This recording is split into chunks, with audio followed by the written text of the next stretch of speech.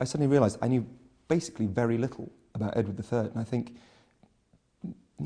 he's not very well known, partly because there's nothing particularly salacious about him, and he was immensely successful. He revolutionised warfare throughout medieval Europe. He introduced archers. It was basically the end of the chivalric reign of knights in armour, because the archers kind of just shredded them. So England became the foremost military power during his reign. He was just immensely successful. He won basically every major battle he had. He defied the Pope, he defeated the French king, he destroyed his enemies, he became incredibly rich. There was terrible debt problems in Britain which he solved. He was immensely successful. Well, actually, the one interesting thing about him, he was quite decadent, because he had all this money and things. So I've been reading this book which lists in great detail all these kind of clothes he wore with golden baboons kind of sewn into the back, and pearl-encrusted angels flying over his shoulders, and he had quite a lavish lifestyle.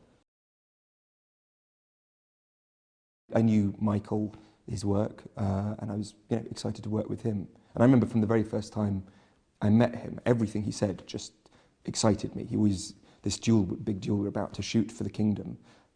He always talked about it like a kind of Western showdown, like it's kind of OK Corral style. I think, hopefully we'll get a bit of that across. But it's exciting. It's not how people normally approach a period drama. It feels very fresh and kind of real and contemporary and visceral. I've got an extraordinary wardrobe. I mean, in the summer, I was cursing the fact I have literally kind of 8 layers, getting heavier and heavier and culminating in this enormous suit of chainmail, which I thankfully don't have on at the moment. But in the summer, it kind of harvests heat. It's like a giant solar panel. So it's, it's unbelievable, the weight and the heat. And then all the way through summer, I was thinking, I'll have payback, because when it gets to winter, this will be so warm, I'll be the only person who's warm. But actually, it just harvests the cold. It's like when a giant chiller bag, the whole thing, it's like being inside a refrigerator.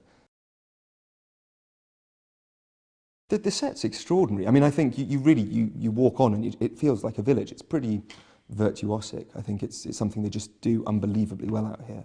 But I think the other thing that strikes you is it doesn't look like a set, because I think Michael always wanted to be able to shoot 360. And I think specifically actually for this big siege section which we're about to do, it's amazing. It gives you a great kind of ability to be absorbed in the environment as an actor, because you look around, it's coherent. There's walls everywhere. It feels like a real village.